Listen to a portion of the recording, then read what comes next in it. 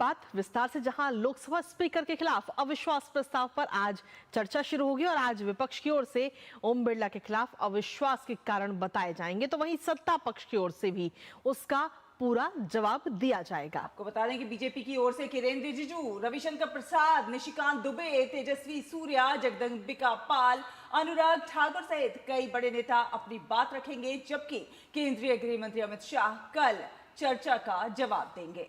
कांग्रेस और बीजेपी दोनों दलों ने आज के लिए अपने सभी सांसदों को लोकसभा में मौजूद रहने से जुड़ा व्हिप भी जारी किया है और विपक्ष की ओर से प्रस्ताव पर बोलने वाले वक्ताओं की अगर हम बात करें तो उसमें हैं गौरव गोगोई, केसी वेणुगोपाल, मणिकम टैगोर, सुप्रिया सुले।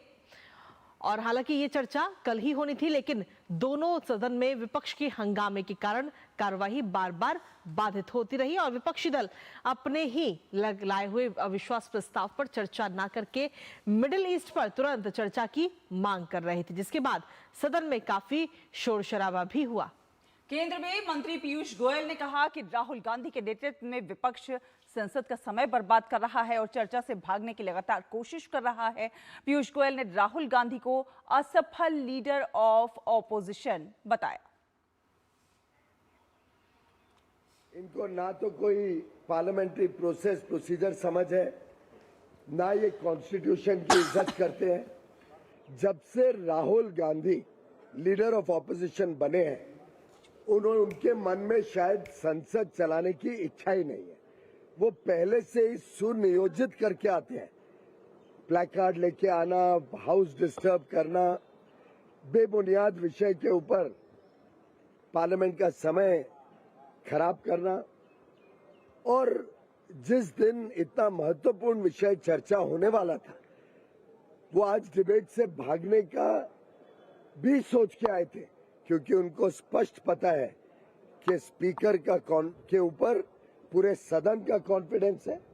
उनके खुद के अलायंस के मेंबर भाग रहे हैं इस डिबेट से। राहुल गांधी जी एक फेल्ड लीडर ऑफ ऑपोजिशन है। तो अब चलिए समझ लेते हैं कि आखिर विपक्ष की ओर से स्पीकर पर क्या कुछ आरोप लगाए गए हैं, विपक्ष का क्या कुछ कहना है। तो विपक्ष का कहना है कि स्पीकर ने सदन की कार्यवाही के दौरान निष्पक्षता नहीं बरती, विपक्ष के नेता और अन्य विपक्षी सांसदों को कई बार बोलने का मौका नहीं दिया गया और साथ साथ महिला सांसदों के खिलाफ अनावश्यक टिप्पणियां की गई। और इसके साथ ही जनहित के मुद्दे उठाने पर भी विपक्षी सांसदों को पूरे सत्र के लिए निलंबित कर दिया गया। इसके अलावा विपक्ष का यह भी आरोप है कि सत्तारूढ़ दल के कुछ सांसदों की ओर से पूर्व प्रधानमंत्रियों पर आपत्तिजनक टिप्पणियां की गई, लेकिन स्पीकर ने उन पर भी कोई कार्रवाई नहीं की। और इसके साथ ही विपक्ष ये भी बात कह रहा है कि इन सभी घटनाओं से यह स्पष्ट होता है कि स्पीकर ने निष्पक्ष होकर सदन में सभी पक्षों का भरोसा बनाए रखने वाली भूमिका नहीं निभाई, लिहाजा उन्हें उनके पद से हटाया जाए। अब देखना यह होगा कि विपक्ष के इस रुख पर सदन में आगे क्या कुछ कार्रवाई जो है वो आगे की कार्रवाई क्या कुछ दशा लेती हुई नजर आएगी। तो स्पीकर पर अविश्वास क्यों है, सदस्यों के अधिकारों की अनदेखी की बात कही जा रही है और साथ साथ नेता विपक्ष को बोलने से रोके जाने के आरोप लगाए। विपक्ष ने कई आरोप लगाए हैं अध्यक्ष ओम बिरला पर और विपक्षी सांसदों को बोलने नहीं दिया जाता, ये कहा है। साथ साथ जो विपक्षी महिला सांसद हैं उन पर अनुचित आरोप भी लगाए हैं। तो विपक्ष के कुछ सांसदों के निलंबन की बात भी इसमें उठाई गई है विपक्ष की ओर से। तो विपक्ष ने कई आरोप लगाए हैं जो सत्ता पक्ष के लोग हैं उसे बेबुनियाद बता रहे हैं। तो आज इस पर चर्चा होनी है और सरकार चर्चा के लिए पूरी तरह से तैयार नजर आ रही है और बीजेपी और कांग्रेस सांसदों के लिए व्हिप भी जारी किया गया है। तो सदन का विश्वास बनाए रखने में असफल होने के भी आरोप लगाए गए हैं। लोकसभा अध्यक्ष ओम बिरला पर सदस्यों की अनदेखी के आरोप लगाए गए। तो कई आरोप हैं जो कि विपक्ष जो है लगातार लगाता रहा है। संवाददाता कुमार आलोक से बात करेंगे और जानने की कोशिश करेंगे कि क्या कुछ आरोप है विपक्ष के। और कुमार आलोक, सुप्रभात। आज की अगर हम कार्रवाई की बात करें तो आज जो है इस अविश्वास प्रस्ताव पर चर्चा होनी है, कल भी होनी थी, लेकिन जिस तरह से हंगामा होता रहा और चर्चा नहीं हो सकी, तो आज क्या उम्मीद की जा सकती है कि इस पर चर्चा होगी, क्योंकि सरकार तो पूरी तरह से तैयार है। देखिए, अगर हम बात करें सरकार तैयार हो गई थी, जो अविश्वास प्रस्ताव लाया गया है स्पीकर के खिलाफ, उसको लेकर सरकार तैयार हो गई थी चर्चा कराने के लिए, जो कि विपक्ष की यह मांग थी काफ़ी दिनों से।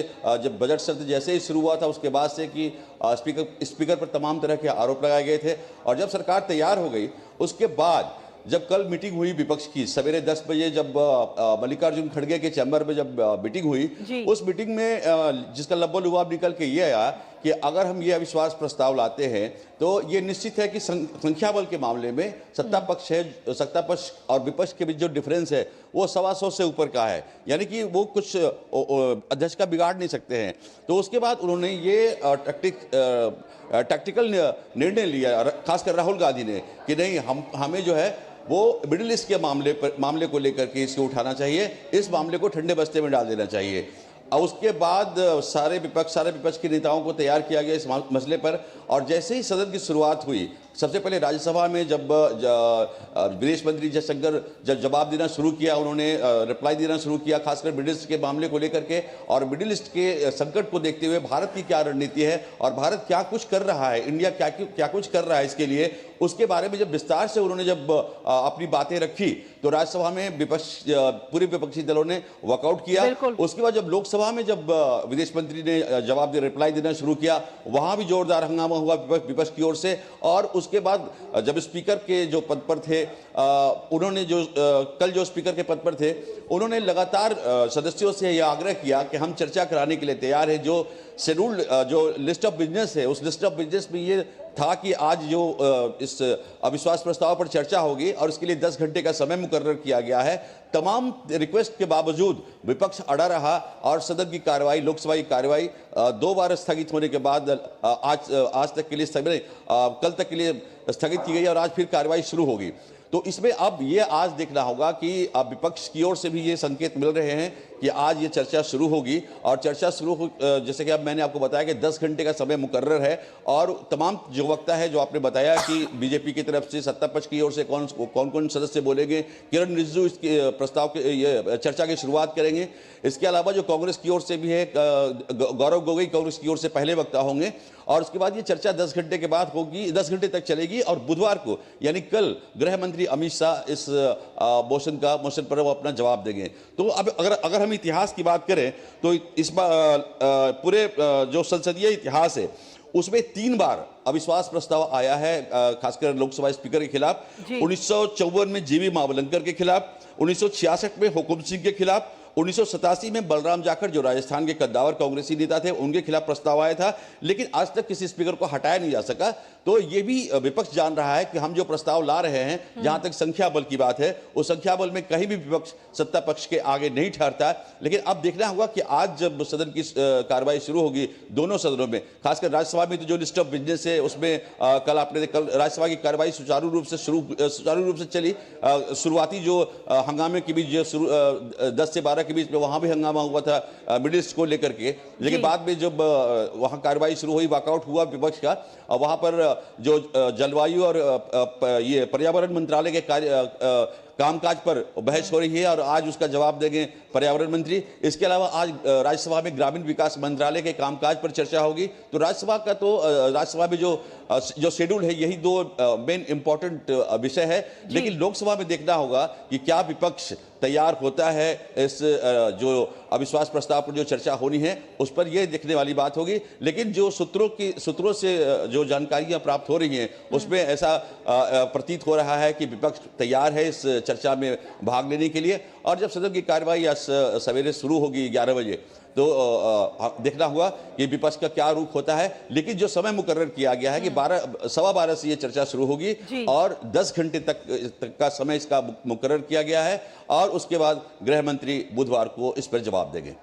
इसके साथ ही कुमार आलोक, हम लगातार इस बात को कहते हैं कि लोकतंत्र में पक्ष और विपक्ष दोनों की अहम भूमिका होती है, संसद को चलाने में भी दोनों की ही अहम भूमिका होती है। लेकिन अभी पिछले कुछ सालों से लगातार हम देख रहे हैं कि विपक्ष हंगामा करता है, बेबुनियाद आरोप लगाता है, कई सारे ऐसे अहम मुद्दे उठाता है जिसकी वजह से कई सारे जरूरी मुद्दे छूट जाते हैं, जनता से जुड़े हुए मुद्दे छूट जाते हैं। अब ऐसे में अविश्वास प्रस्ताव की बात करें तो अविश्वास प्रस्ताव पहले कांग्रेस खुद लेकर के आती है, विपक्ष लेके आता है, और फिर खुद ही चर्चा से भागते हुए भी नजर आते हैं। और इससे पहले भी ऐसे कई सारे मुद्दे आ चुके हैं जब सदन में विपक्ष की तरफ से उन मुद्दों को उठाया जाता है कि चर्चा होनी चाहिए, लेकिन जब चर्चा होती है तो खुद ही वॉकआउट भी करता है।